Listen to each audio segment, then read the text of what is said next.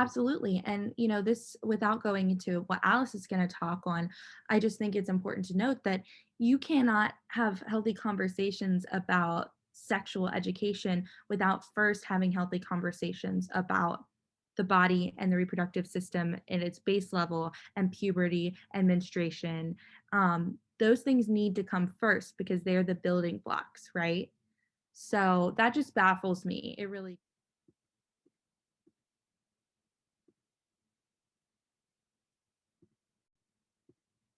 Oh, absolutely. I mean, I think that there needs to be so much, just growth when it comes to educating women on on their body and um, however that looks. But especially, starting off with menstruation, because if you think about it, that is the foundation, and that's really the beginning of women's self education about their body. Like this is our bodies we're currently just sitting here talking about. Like this stuff happens to us, and so when you think about menstruation, and getting your period, that education is the foundation that gets built on. And if you don't have a strong foundation, anything after that is just going to crumble with it. And then you're going to be in college having to,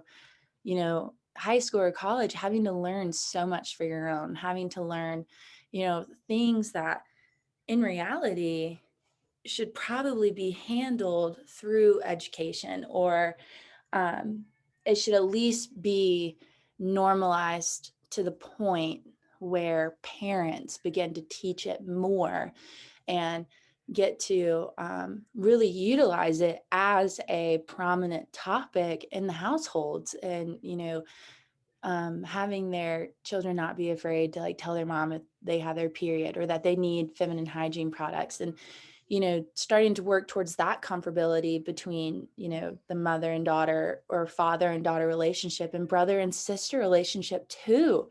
Because even with the dads and the brothers, I mean, women are so often like freaking downgraded, and like really just, I mean, people say some really mean things about periods to women. Like I cannot stand, like, if someone like has upset me and I tell them that and I'm like, hey, like what you said to me, this is not okay, and like kind of snap back. And it's like the go-to like kind of response is, oh wow, like you must be on your period. And I'm just like, oh my goodness, like you have no right to say that to me. That is irrelevant. Absolutely. You're so right. I mean, I've been told that as well, and it's disgusting that that's even something that, you we should we get told. That's just ridiculous. But what you really It's go just, ahead.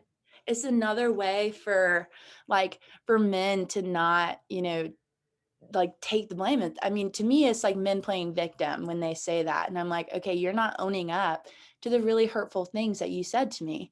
And it's just, it goes back to that boys will be boys.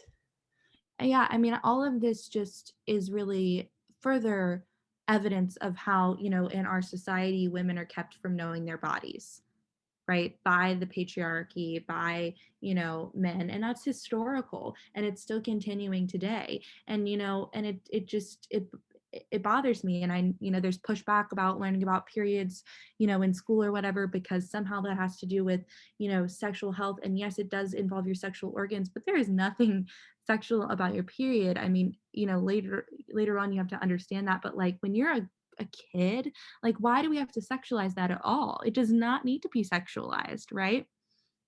But another thing that you reminded me of, SG, that I think is one of the last things I really wanted to discuss here. There's so much we could talk about, right, in all of these topics. But one of the things I wanted to close on, sort of, and talk about was the fact that, you mentioned how it's important for, men to also know about this, and men to be empathetic of menstruation. And, like this education needs to be equal and standardized across the board, but it also needs to be inclusive.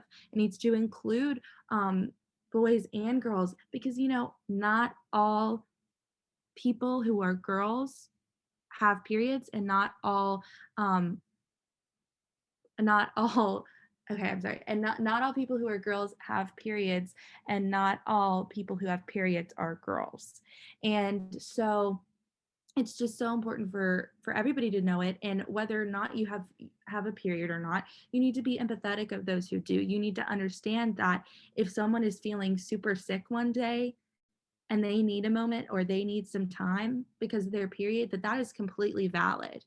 And you know, it shouldn't be this taboo to talk about. It shouldn't be this thing that people snicker about. It shouldn't be this thing in middle school where boys like laugh about it and snicker and go off about that's just not what it should be at all. It should be something where it's like, let me help you, let's help each other, let's work together. And because a lot of these um boys also, they grow up to be fathers, right? And they're going to have daughters who are going to have periods, and so they need to know about that, and they need to be empathetic. And they're, a lot of these boys are going to have partners who are women.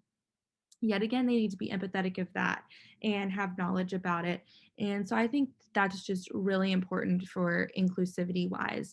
I do understand why, in at a younger age, when maturity isn't quite there, why they will separate boys and girls for these sort of things, but it's still important that they're getting the same information. So yeah, that was really the last thing I wanted to touch on, because I think inclusivity is just really important, and that's something that I think we want our project to show as well, just in general. No, absolutely. And I agree with all of that. And you make so many good points that, I can't wait to really implement within, how I move forward in life, and how I speak to, my peers, and how I speak to, the people that I end up working with one day. And not going to say my children, because that's still up in the air. So that's like I don't know for sure about that one. But yeah, like, no, just thank you for having me here, and just letting me get to listen to all of the amazing research that you did. And thank you for doing this research and taking that time out of your days to really sit down and see, how are we impacted with not having like an adequate education about periods and about our body. So, um, yeah, so definitely thank you for that.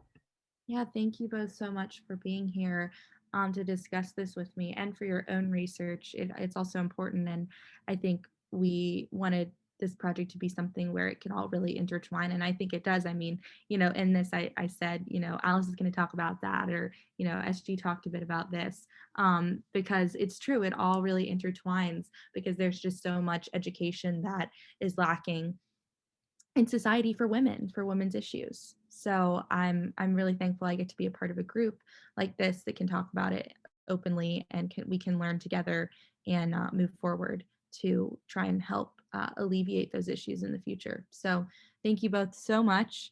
I appreciate it, and I hope you both have a wonderful day.